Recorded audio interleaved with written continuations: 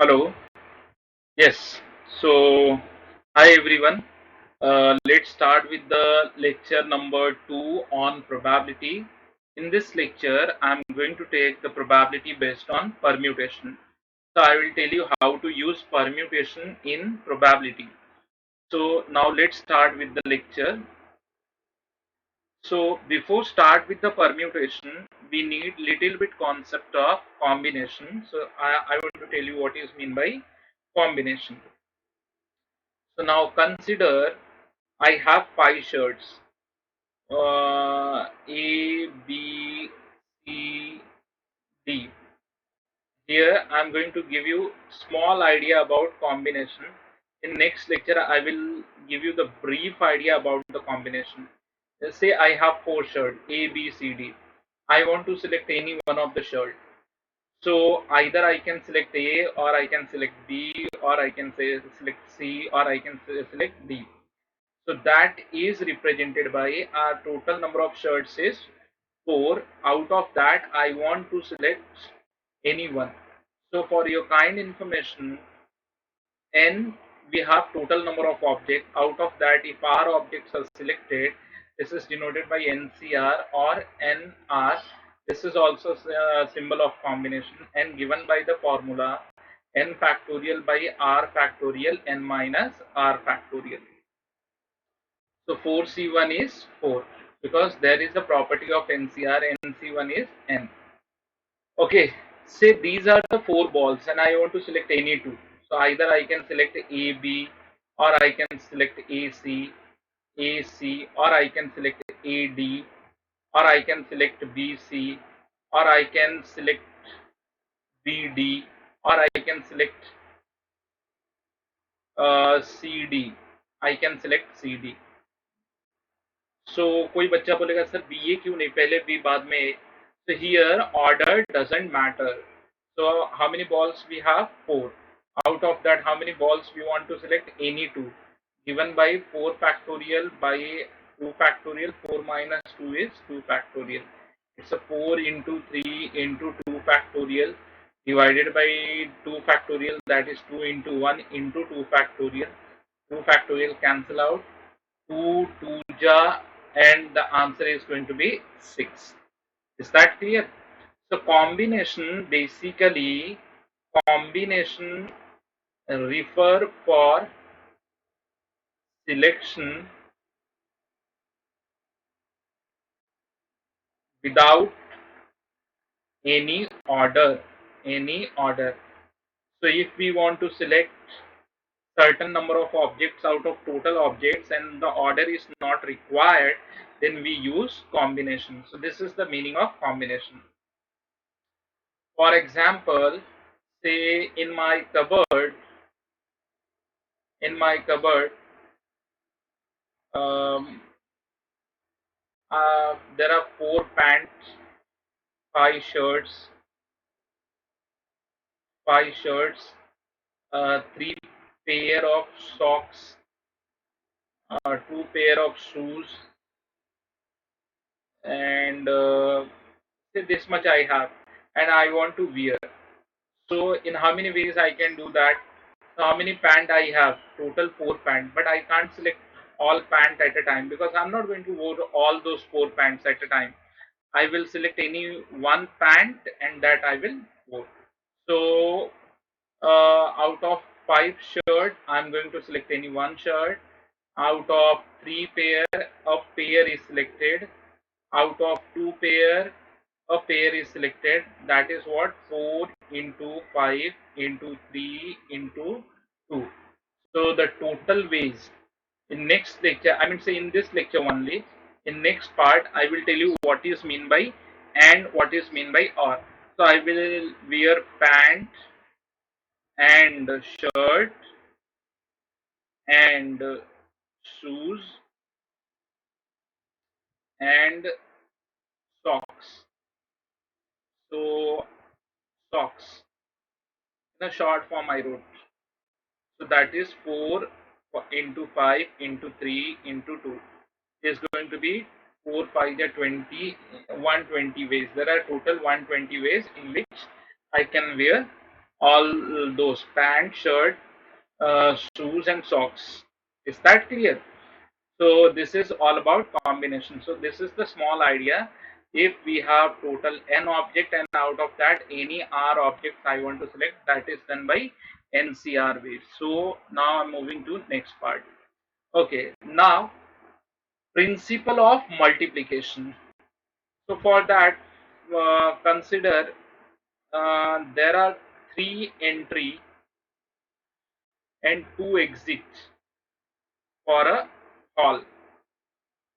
3 entry and 2 exit for a hall. E1, E2, E3,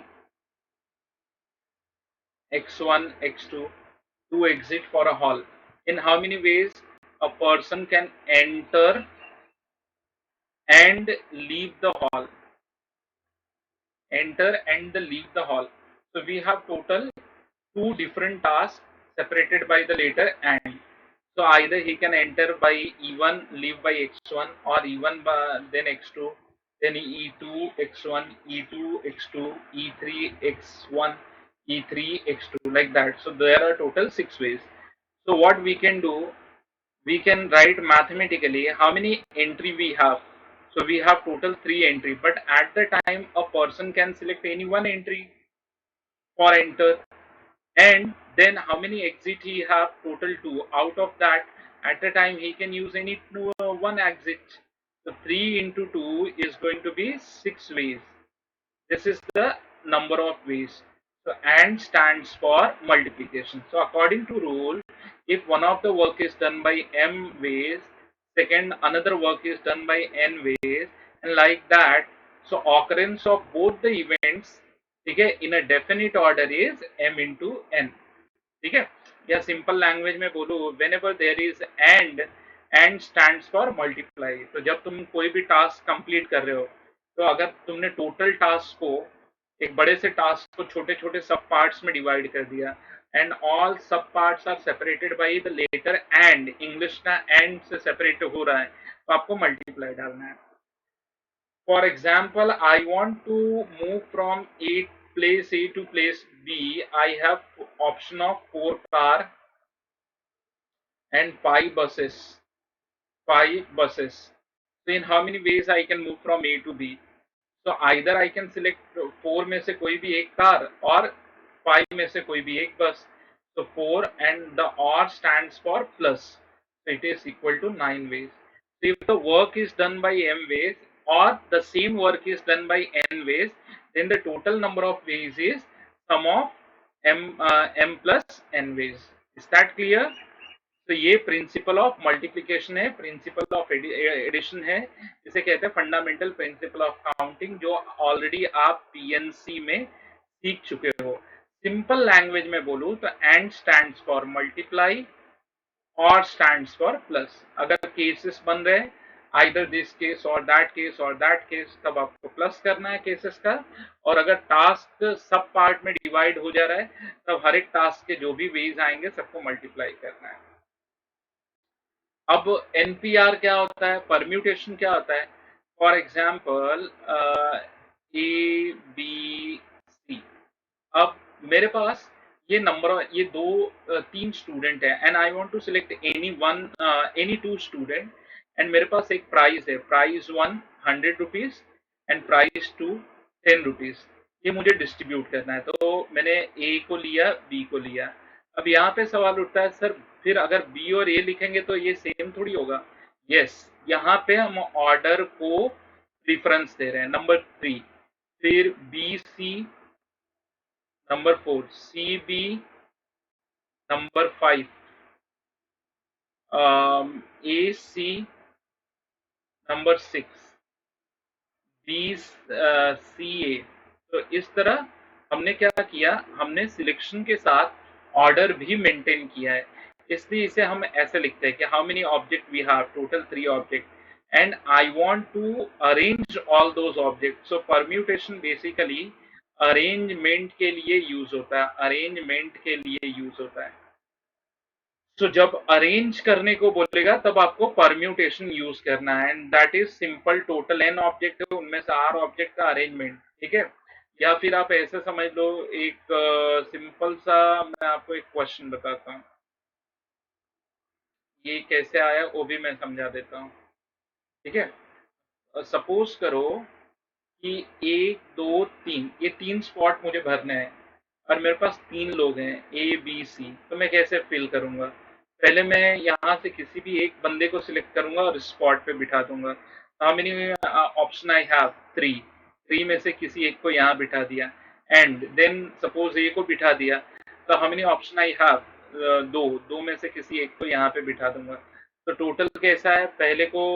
पहला an object को arrange किया, फिर बचे हुए एन माइनस वन ऑब्जेक्ट को अरेंज किया, फिर उस दो ऑब्जेक्ट चले गए तो बचे हुए एन माइनस टू ऑब्जेक्ट को अरेंज किया, और ऐसे करके करेंगे तो it is equal to n factorial upon n minus r factorial. तो ये फॉर्मूला वहां से डिराइव हुआ। तो ये सिंपली तुम्हें याद रखना है कि व्हाट इज 3p2। तो 3 फैक्टोरियल बाई 2 फैक्टोरियल, 3 फैक्टोरियल को हम लिखेंगे 3 इंटू 2 फैक्टोरियल बाई 2 फैक्टोरियल, तो 2 फैक्टोरियल से जाएगा and it is equal to 3। Is that clear?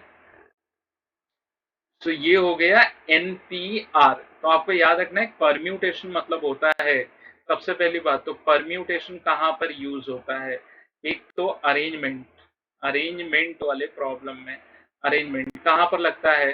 Photography का प्रॉब्लम होगा, फोटोग्राफी का प्रॉब्लम होगा, नंबर फॉर्मेशन का होगा, नंबर फॉर्मेशन होगा। तो यहाँ पर तो कंपलसरी आप समझ लो, ठीक है, सिटिंग अरेंजमेंट का प्रॉब्लम होगा, सिटिंग अरेंजमेंट, सिटिंग अरेंजमेंट। अब ऐसे प्रॉब्लम्स में तो पक्का आपका परम्यूटेशन लगने वाला ही है।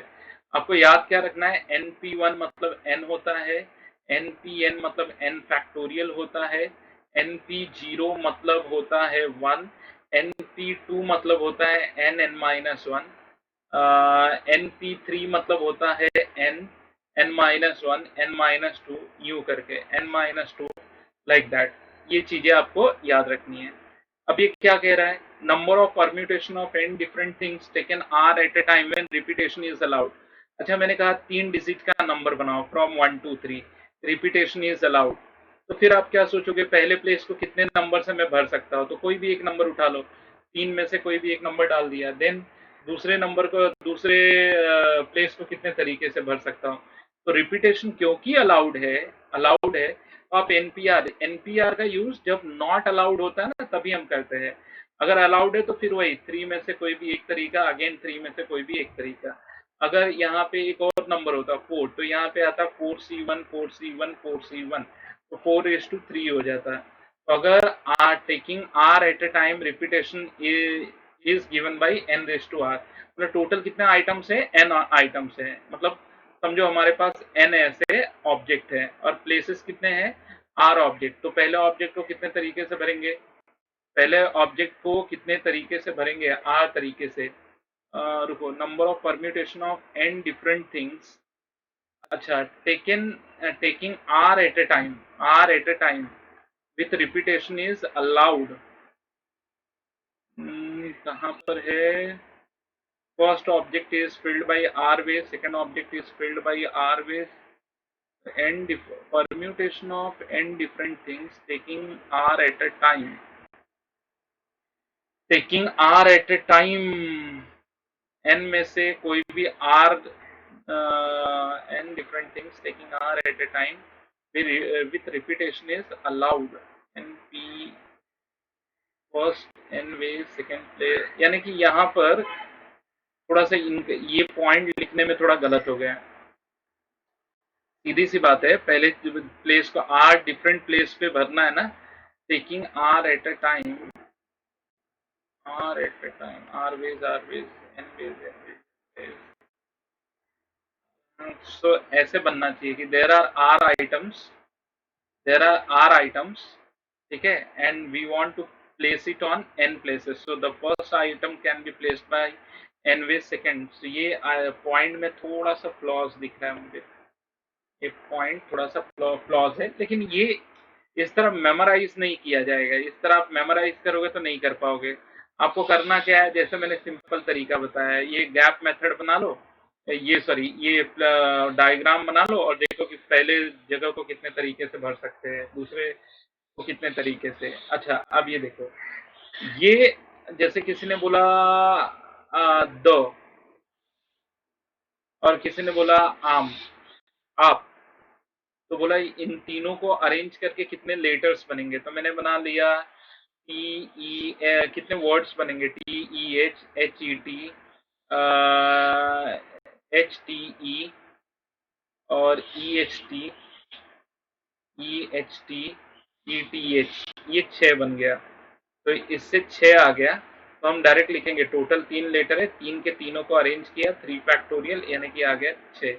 आपको A P and P A, ये 3 आने का ए रीजन है कि अगर 3p3 लिखते हो तो 3 फैक्टोरियल होता है, इसका आंसर 6 आता है। उतना न होकर के डिवाइडेड बाई 2 फैक्टोरियल, इसलिए यहाँ पे 2 ए रिपीट हो रहे हैं, 2 फैक्टोरियल, तो ये आ गया 3।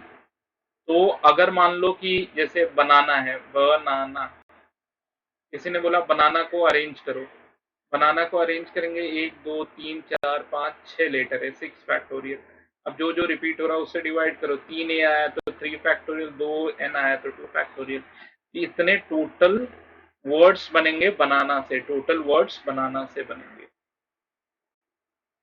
तो ये आपको एक चीज याद रखनी है। फिर एक चीज आपको सर्कुलर परम्यूटेशन से पहले जो आपको एक चीज याद रखनी है वो है टुगेदर एंड नॉट टुगेदर। ये भी क्वेश्चन बहुत बार पूछा जाता है। टुगेदर, टुगेदर, टुगेदर के लिए स्ट्रिंग मेथड। स्ट्रिंग मेथड मतलब आप, जैसे मैंने कहा कि A B C D D E are arrange such that vowels are together, तो वॉवेल्स को टुगेदर रखना है तो उनको पकड़ो और एक में बांध दो। अब इसे एक यूनिट कंसिडर करो, बी 2, सी 3, डी डी 4। अब इन चारों को अरेंज करना है, चार के चारों को अरेंज करना है 4 फैक्टोरियल वेज। हाँ, एंड ये आपस में, क्योंकि इस कॉम्बिनेशन में मैंने ये नहीं बोला कि पहले ये रहेगा बाद में ई रहेगा, ऐसा कुछ बोला नहीं है, तो इनको भी आपस में अरेंज करेंगे। तो 2p2 वेज, तो 4 फैक्टोरियल इंटू 2 फैक्टोरियल। तो जब भी आपको टुगेदर रखना है ऑब्जेक्ट को तो पकड़ के बांध दो, उसे बोलते हैं स्ट्रिंग मेथड। और नॉट टुगेदर रखना है तो नॉट टुगेदर, नॉट टुगेदर रखना है तो पहले जिनको जिनके ऊपर कंस्ट्रेंट नहीं है उनको पहले अरेंज कर दो। इसे बोलते हैं gap method.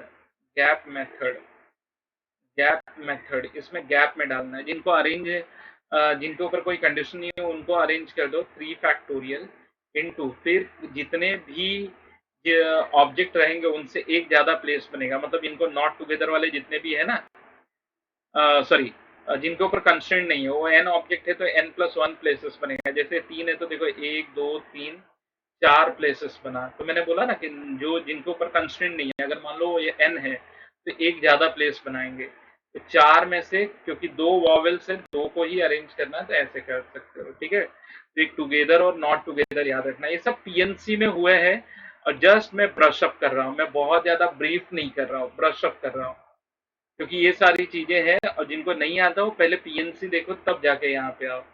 Circular permutation, circular permutation में आपको एक बंदे को फिक्स करना पड़ता है। जैसे मान लो हम 4 लोग सर्कल में बैठे, ए बी सी डी, अगर तुम ऐसे भी बैठा दो ए बी सी डी, तब भी वो सेम अरेंजमेंट हुआ। देखो हम में से सब सेम ऑर्डर में बैठे हैं, ठीक है।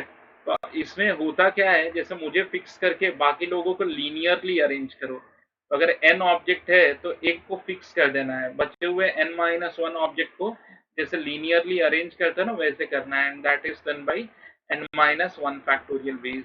ठीक है, फिर बाई 2 वहां पे लगता है जहां पे ऑर्डर मैटर नहीं करता है। सिंपल सी बात मैं बता रहा हूँ, गार्लैंड के प्रॉब्लम में बाई 2 करना, बाकी सब प्रॉब्लम में बाई 2 मत करना, गार्लैंड। ठीक है, तो इस तरह के प्रॉब्लम, गार्लैंड के प्रॉब्लम में बाई 2 होता है, क्योंकि वहां पे देखो जैसे माला है, तो अगर ये माला है ना तो इसको आप पलट के ऐसे कर सकते हो तो कोई फर्क नहीं पड़ेगा। लेकिन मान लो डाइनिंग टेबल पे 10 लोग बैठे, आप ऐसे उल्टा पलटी करोगे तो क्या होगा, अरे पूरा खाना नीचे। अरे पलटी कर सकते हो क्या, अगर लोग डाइनिंग टेबल पे बैठे हैं तुम्हारे घर में, हाँ, 10 peoples are seated around around the round dining table, तो क्या तुम उठा के ऐसे पलटी मार सकते हो? आंसर है नो, तो वहां पे बाई 2 नहीं। लेकिन बोले there is a garland in the hand, तो माला ऐसे पहनाओ, ऐसे सामने से ले जाके पहनना हो या उल्टा करके ले जाके पहनाओ, कोई फर्क नहीं पड़ता है। तो सिर्फ गार्लैंड के प्रॉब्लम में बाई टू करना है, रेस्ट ऑफ द प्रॉब्लम में सर्कुलर में आपको n-1 फैक्टोरियल याद रखना है। ठीक है, तो अब ये समझ में आ गया, तो आओ न्यूमेरिकल करते हैं। What is the if 12 person be seated at a round table, कितने लोग बैठे, 12 पर्सन। सोल्यूशन में जाते हैं तो सैंपल स्पेस में आ जाते हैं। अगर 12 लोगों को सर्कुलर राउंड टेबल पे बिठाया तो 11 फैक्टोरियल से अरेंज होंगे। What is the chance that two particular person sit together, तो मतलब जैसे ए और बी ये दो पर्टिकुलर है, इनको एक साथ बैठना है तो लेके बांध दो। बाकी P Q R S T U V W X Y Z, 1 2 3 4 5 6 7 8 9 10 11, 1 minute Z को निकाल देते हैं। अब ये 12 लोग हैं, ए बी को साथ बैठना है तो कोई बात नहीं, तो एन ऑफ ए बी को साथ बैठना है तो ए बी को पकड़ के रस्सी में बांध दो और उनको आपस में अरेंज कर दो, तो that can done by 2 factorial veg. अब ये टोटल 1 2 3 4 5 6 7 8 9 10 और 11 लोगों को अरेंज कर दो सर्कल में, तो it's done by 10 factorial veg, circle में अरेंज होंगे। तो टी ऑफ ए जो आएगा and that is what an of A 2 factorial into 10 factorial by 11 factorial को 11 इंटू 10 फैक्टोरियल लिखते ही ये कट जाएगा एंड 2 फैक्टोरियल इज 2 2/11 आ जाएगा। ध्यान लगाओ, 6 boys and 6 girls are seated in a row randomly. Find the probability that girls are sit together. लड़कियां एक साथ बैठनी है, G1 G2 G3 G4 G5 G6 G5 G6, इनको पकड़ो और एक रस्सी में बांध दो। पहले तो sample space, total 12 student arrange करना चाहते हैं। सिटिंग प्रॉब्लम है ना, ऑटोमेटिक हम समझ जाएंगे कि ये परम्यूटेशन है। 12 फैक्टोरियल, ये सर्कुलर नहीं है, ठीक है, लीनियर, लीनियर में एन पी एन मतलब एन फैक्टोरियल होता है, सर्कुलर में n माइनस एन लोग हैं तो n-1 फैक्टोरियल। फिर b1 ये एक हो गया, b2 b3 b4 b5 और b6, 1 2 3 4 5 6 7, ये 7 लोगों के को अरेंज करो total ways, sorry n of A में गर्ल्स आर टुगेदर 6 फैक्टोरियल, क्योंकि वो आपस में भी अरेंज होंगे। अब 7 लोगों को स्ट्रेट लाइन में अरेंज किया तो that is done by 7 factorial. तो P of A equal to 6 factorial into 7 factorial by 12 factorial, आप न्यू कर लो। Next, 5 address envelope corresponding to 5 letters, 5 address, जैसे ये लेटर है ए का, ये लेटर है बी का, ये लेटर है सी का, ये लेटर है डी का, ये लेटर है ई का, और 5 इनवेलप है A B C D E, 5 envelope है, 5 इनवेलप में डालना है। What is the probability that all letters are not placed in the right envelope? अब यहाँ पे एक डी अरेंजमेंट का प्रॉब्लम है, तो ठीक है, तो ऐसे भी हम कह सकते हैं कि 5 में से एक लेटर है वो करेक्ट इन्वेलप में गया, बाकी सब इनकरेक्ट में गए। ऐसा भी हो सकता है कि ऑल मतलब 4 are in wrong envelope, are in wrong envelope, या फिर 3 आर इन रॉन्ग इन्वेलप, या फिर 2 आर इन रॉन्ग इन्वेलप, और any one in wrong envelope, या what is the probability that all letters are not placed in right envelope? All letters are not placed in, अच्छा, what is the probability that all letters are not placed in right envelope? All letters, तो मतलब यहाँ तो सवाल ही नहीं उठता कि अलग अलग केस बनाए, सारे के सारे लेटर्स अलग अलग इन्वेलप में, मतलब ए वाला बी में चला जाए, बी वाला ए में चला जाए, सी वाला डी में चला जाए, ई वाला सी में आ जाए, और डी वाला ई में चला जाए ऐसे करके, तो ऐसे तो बहुत सारी चीजें बनेंगी। तो इसका नाम है डी अरेंजमेंट। तो सैंपल स्पेस में आएगा, अगर हमको अरेंज करना होता तो 5p5 लिखते हैं, 5 factorial n of A, derangement of how many object, 5 के 5 ऑब्जेक्ट का 5 फैक्टोरियल, फिर 1 minus 1/1 factorial minus 1/2 factorial plus 1/3 factorial minus 1/4 factorial plus 1/5 factorial. ये हो गया। तो ये just a minute, 1 minus plus minus plus minus, पहले 1 होता है 1, तो ये तो इससे कट गया, तो it's a 120 1/2 minus 1/6 plus 1/24 minus 1/120। तो इट इज, अगर मैं 120 से मल्टीप्लाई करूँ तो 60 माइनस 10 प्लस 5 माइनस 1, 65 में से 10 गया, 55 54 आ रहा है। So probability of A equal to n of A divided by n of S. तो इसको कहते हैं डी अरेंजमेंट। मतलब हमें क्या करना था, सारे के सारे इन्वेलप का पता बदल देना था। सब अलग अलग, जो लेटर जहां का है ना वहां नहीं जाएगा। तो अभी आगे कैंसिल आउट कर लो। नेक्स्ट पे आते हैं। The letters of the word IIT are placed at random. Find the probability that two vowels are together. तो सैम्पल स्पेस अगर IIT को अरेंज करेंगे तो 3 लेटर्स अरेंज हो रहे हैं जिनमें से 2 आइडेंटिकल है, तो 3 वेज आएंगे। वॉवेल्स आर टुगेदर, अगर वॉवेल्स आर आई को एक साथ रखना है तो 2 तरीका है, इसको टुगेदर मतलब ले लिया और फिर यहाँ पे टी ले लिया, इनको आपस में अरेंज कर दो 2 फैक्टोरियल वे से। अब इनका अरेंजमेंट तो पॉसिबल नहीं है क्योंकि एक ही तरीका, चाहिए आई आगे लिखो चाहिए ये वाला आई आगे लिखो, पढ़ा वैसे ही जाएगा। It's a 2, answer is probability of A equal to 2/3 हो जाएगा। अब ये परम्यूटेशन का हिस्सा है जो मैं ऑलरेडी पढ़ा चुका हूँ परम्यूटेशन में। In a random arrangement of the letters of the word AIEEE, what is the chance that three E's come together? ठीक है, चलो तो पहले तो N of S लिख लेते हैं। टोटल कितने लेटर है, 1 2 3 4 5, 5 फैक्टोरियल, जिसमें से E रिपीट हो रहा है 120 बाई कितना हो जाएगा 6, तो ये आ जाएगा 20। अब E को टुगेदर रखना है, A में E को टुगेदर रखना है तो E और टुगेदर रखोगे तो इनका इंटरनल अरेंजमेंट नहीं पॉसिबल है। बाकी ये 3 लेटर को अरेंज कर दो 3p3 यानी कि 3 फैक्टोरियल यानी कि 6। सो n ऑफ ए आ गया 6, p ऑफ ए आ गया n of A divided by n of s 3/10। तो देखो ये e's आर टुगेदर हो गया, तुमको अगर e एक साथ रखना था तो o हो गया। There are 6 persons are seated at a row. Find the probability that 2 persons always sit together. 2 person, तो solution में जाते हैं। 6 persons are seated in a row.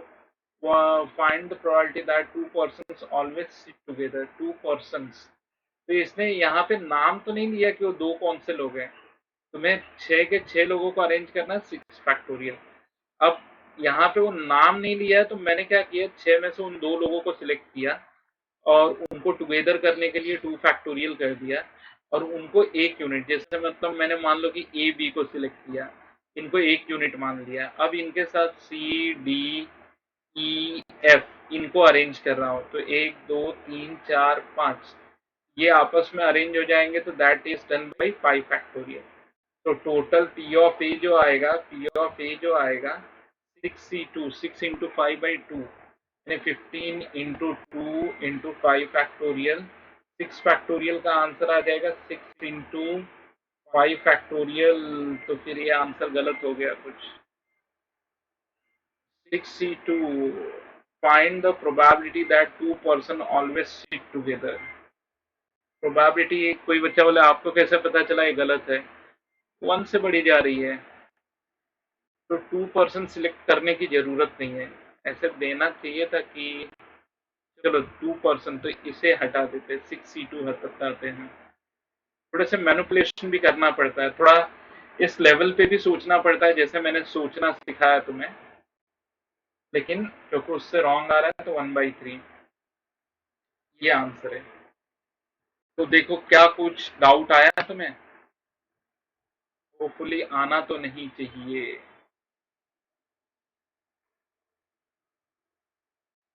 चलो अगले क्वेश्चन की तरफ बढ़ते हैं। In a science conference hall, there are 5 Indian scientists, 10 American scientists, 8 Latin American scientists seated in a row. ठीक है, देखो ऐसे देना चाहिए, डिस्टिंक्ट करना चाहिए।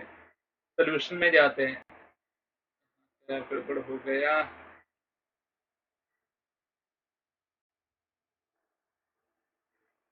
तो अब हम सोल्यूशन में जा रहे हैं। तो टोटल कितने लोग हैं? 5 और 10, 15 और 8, 23। तो सीटेड इन अ रो मतलब 23 के 23 लोगों को रो में अरेंज करना है, सिटिंग पोजीशन है। तो हम समझ गए कि भाई परम्यूटेशन है। What is the chance that all persons of the same nationality will sit together? मतलब ये इंडियन 5 के 5 आ गए, 5 इंडियन, 10 अमेरिकन, 10 अमेरिकन और 8 लैटिन वाले। तो पहले इनका एन ऑफ ए लिखते हैं। अमेरिकन आर टुगेदर एक बना लिया, ये आपस में अरेंज हो जाएंगे 5 फैक्टोरियल वे से। इंडियन अमेरिकन अंदर इंटरनल अरेंजमेंट 10 फैक्टोरियल का, लैटिन इंटरनल अरेंजमेंट 8 फैक्टोरियल का। और अब इसको एक एक ग्रुप मान लो, एक ग्रुप, दो ग्रुप, तीन ग्रुप, इनको अपने को अरेंज करना है अल्फा बीटा गामा को। ये आपस में अरेंज हो जाएगा 3 फैक्टोरियल। तो पी ऑफ ए जो आएगा n of A divided by n of S.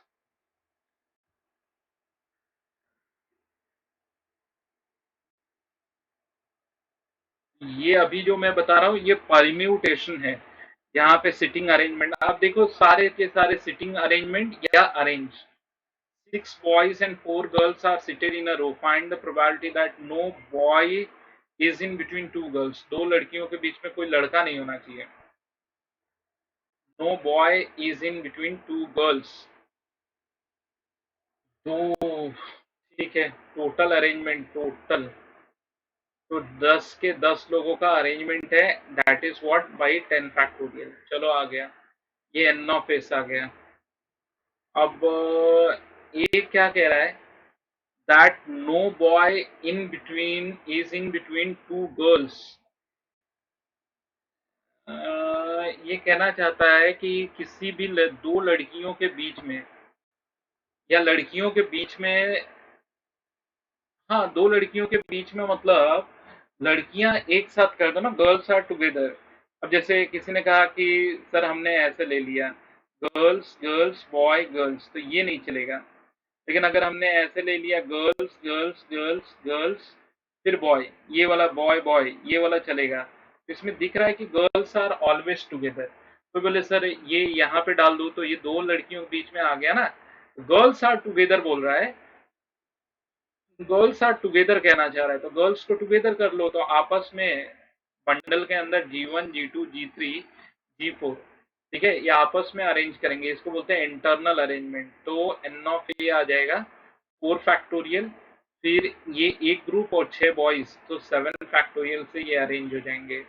एक ग्रुप, 2 3 4 5 6 7 8, नहीं 6 7, 6 बॉयज हैं इसलिए 7 हो गया।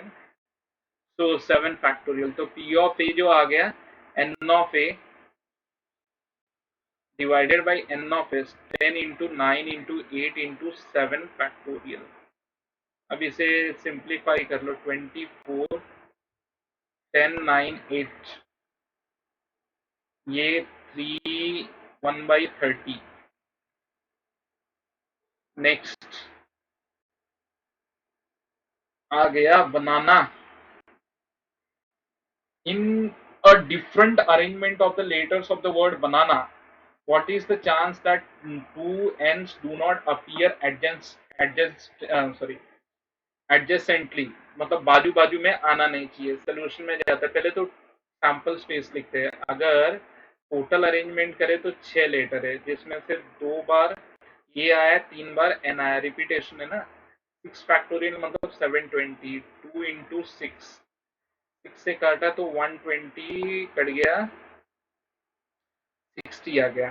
अब n's do not appear adjacently, मतलब n are always together, तो नहीं, do not, n are not together, b a a इतने को अरेंज करो तो एन ऑफ ए आ जाएगा, इतने का अरेंजमेंट होगा 4 लेटर का 4 फैक्टोरियल बाई 3 फैक्टोरियल।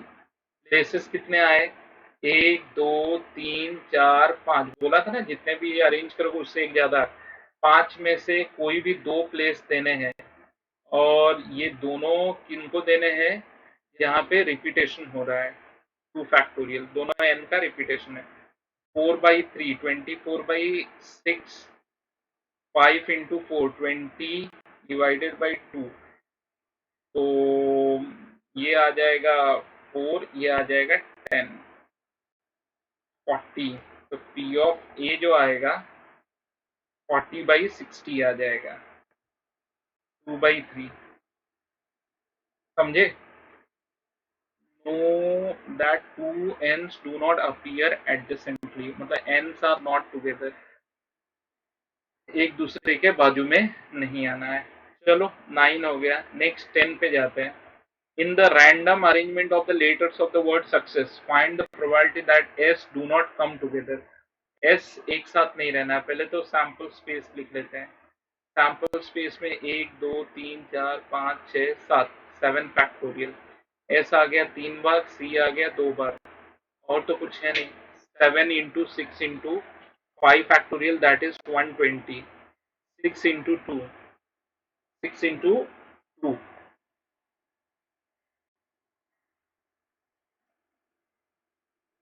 6 इंटू 2, तो 6 6 से गया, ये आ गया 60, तो 7 6 क्या 42, ये आ गया। फिर एन ऑफ ए की अगर मैं बात करूं, find the probability that all S do not come together, all S do not come together, all S do not come together, मतलब एस एक साथ नहीं आना चाहिए। ऑल एस थोड़ा सा कॉन्ट्राडिक्टरी लग रहा है। ऑल एस मतलब ऐसा तो नहीं है कि सारे के सारे एस एक साथ नहीं आने चाहिए, या no two S come together अगर बोलता तो फिर एस को अलग अलग रखना है। अगर एस को अलग रखना है तो आप यू सी सी ई को अरेंज कर दो, यू सी सी ई को अरेंज कर दो।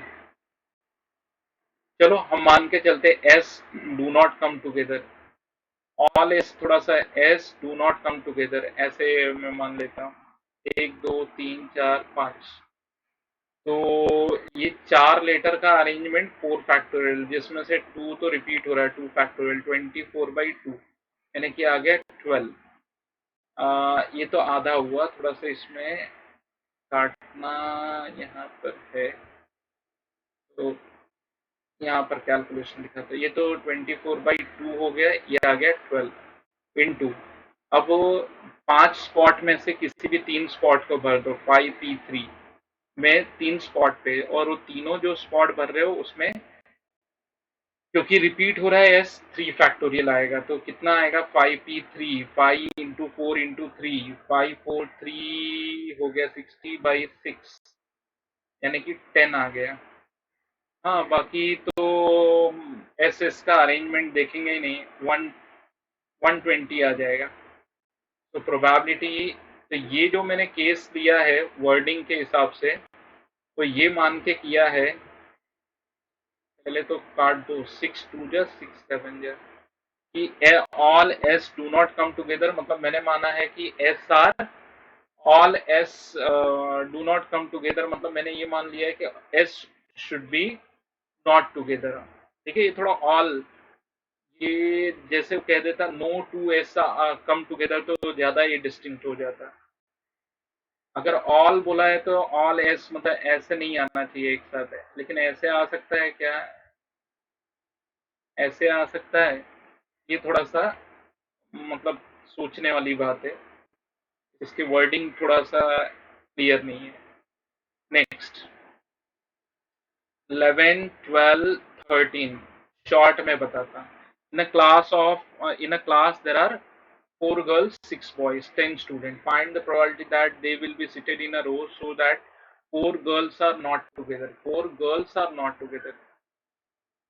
मतलब 4 की 4 लड़कियां, 4 girls are not together. चलो अगर मान लेते हैं कि 3 एक साथ रहे तो चलेगा, 2 एक साथ रहे तो चलेगा, कोई एक साथ नहीं रहा तो भी चलेगा। तो एक काम ऐसे करते हैं ना कि टोटल कितने अरेंजमेंट होंगे, 10 बच्चों, प्रोबेबिलिटी ऑफ ए, ये 10 फैक्टोरियल, ठीक है। और girls are together, 4 girls are together, अगर मैं इसे मान लूँ 4 गर्ल्स आर टुगेदर वाले कितने केस हो जा रहे हैं, तो 4 लड़कियों को अरेंज कर दो आपस में 4 फैक्टोरियल, उनको एक यूनिट मान के 6 बॉयज के साथ अरेंज कर दो 7 फैक्टोरियल। अब टोटल 10 फैक्टोरियल, 10 फैक्टोरियल तो टोटल वे है जिसमें गर्ल्स आर टुगेदर भी है, नॉट टुगेदर भी है। वो चार ये वाले इतने केस घटा दो, 4 फैक्टोरियल इंटू 7 फैक्टोरियल, जिससे ये केस माइनस हो गया कि 4 girls are not together, 4 girls are not together, ये आ गया। मतलब 4 गर्ल्स आर टुगेदर जो केस है, अगर ये 10 फैक्टोरियल में से माइनस कर दो तो आंसर आ गया 4 गर्ल्स। इसमें 4 जो टुगेदर वाला केस है ना वो निकल जाएगा, तो इसमें वो केस बच जाएगा जिसमें 3 लड़कियां एक साथ हैं, 2 लड़कियां एक साथ हैं, या गर्ल्स आर नॉट टुगेदर, ये सारे केस आ जाएंगे, लेकिन 4 गर्ल्स आर टुगेदर वाला केस निकल जाएगा। तो ये 4 गर्ल्स आर नॉट टुगेदर के लिए टोटल केस बनेगा। सिंप्लीफाई करना तुम्हारा काम रहेगा, ठीक है। अगले क्वेश्चन की बात कर लेते हैं। 10 boys and 9 girls है, find the probability that they will be seated in a row so that they are alternate. मतलब ऐसा होना चाहिए, girl boy girl boy girl boy, तो ग्रुप का स्टार्ट बॉय से होना चाहिए, क्योंकि देखो गर्ल से करोगे ना, girl boy girl boy girl boy girl boy, G B G B G B G B, 1 2 3 4 5 6 7 8 G B 9। तो फिर लड़का कहाँ जाएगा, लड़का यहाँ बैठेगा तो फिर ऑल्टरनेट वाला नहीं होगा। तो पहले बॉय को बिठा दो, पहले टोटल अरेंजमेंट देख लो, 19 फैक्टोरियल। तो अगर बॉय से स्टार्ट करते तो बॉयज कितने तरीके से अरेंज हो जाएंगे ग्रुप में, 10 फैक्टोरियल वेज से, एंड गर्ल्स कितने तरीके से अरेंज हो जाएंगी, 9 प्लेसेस है, 9 प्लेसेस में 9 फैक्टोरियल वे से अरेंज हो जाएंगी। ये गर्ल्स का हो गया। हो गया। तो देखो ये सब प्रॉब्लम सोचने के लिए थोड़ा सा दिमाग चाहिए। कोई बच्चा बोले हम क्या कर रहे हैं, बोर्ड कर रहे हैं, जेई कर रहे हैं, आप वो जेई कर रहे हो बट पहले फाउंडेशन तैयार कर रहे हो। 5 boys 5 girls है, find the probability that they will be seated in a row so that the boys and girls are alternate. हाँ, तो फिर इसमें 2 तरीका आ जाएगा, या तो ग्रुप बॉयज से चालू हो या तो गर्ल्स से चालू हो, क्योंकि इक्वल नंबर है ना। तो ये तो बहुत इजी है, 10 फैक्टोरियल डाल दो, 2 तरीका आ जाएगा, 5 फैक्टोरियल इंटू 5 फैक्टोरियल का। अगर ग्रुप बॉय से अरेंज हो रही है तो boy girl boy girl boy girl, तो boy can be arrange by 5 factorial into girls can be arrange by 5 factorial. अगर गर्ल्स से चालू हो रही है और, तो वही 5 फैक्टोरियल इंटू 5 फैक्टोरियल, तो ये आ जाएगा। तो देखो हमने टोटल 13 प्रॉब्लम्स की है जहाँ पे हमें हमने परम्यूटेशन को यूज किया। अच्छा, कोई बच्चा बोले सर ये आप डायरेक्टली कैसे लिखते हो। अरे भाई देखो, बॉय कितने हैं, 10 हैं, 10 के 10 बॉय को अरेंज करना 10 पी 10 10 फैक्टोरियल, एंड गर्ल्स कितनी है 9, 9 जगह है, 9 लड़कियां हैं, अरेंज करना 9 फैक्टोरियल। मैं ऐसे समराइज करता हूँ, ठीक है। तो देखो ये काफी इजी प्रॉब्लम है, कुछ इसमें ज्यादा डिफिकल्टीज नहीं है। अगर आप इसको समझोगे, दिमाग यूज करोगे और थोड़ा सा पीएनसी को रिवाइज करके करोगे तो तुम्हें बहुत मजा आने वाला है। देखो अभी जितने भी क्वेश्चन हुए सब काफी इजी क्वेश्चन है। अब आ गए हम होमवर्क पे। तो ये सब 9.1 एक्सरसाइज महाराष्ट्र गवर्नमेंट की टेक्स्ट बुक से क्वेश्चंस मैंने दिए हैं। ये थोड़े सा अलग क्वेश्चन है, एक्चुअली उसी बुक के जो न्यूमेरिकल थे मैंने कुछ कुछ न्यूमेरिकल्स में अरेंजमेंट के प्रॉब्लम को प्रोबेबिलिटी में कन्वर्ट कर दिया है परम्यूटेशन के। तो देखोगे तो काफी इजी, काफी मतलब ऐसे क्वेश्चन से अगर तुम करोगे तो तुम्हें फर्स्ट ऑफ ऑल देखते ही समझ में आ जाएगा क्या करना है। अब ये प्रॉब्लम हमने की है परम्यूटेशन बेस्ड, अगले लेक्चर में जब हम आ रहे हैं तो उस प्रॉब्लम्स के नाम है कॉम्बिनेशन बेस्ड क्वेश्चन, ठीक है, जिसमें आपको पता चलेगा कॉम्बिनेशन कैसे यूज करना है, एक क्वेश्चन में कॉम्बिनेशन प्रोबेबिलिटी के न्यूमेरिकल में कैसे यूज करना है। जब तक के लिए वेट करो अगले लेक्चर का। थैंक यू वेरी मच, अगले लेक्चर में मिलते हैं, probability based on combination. Thank you.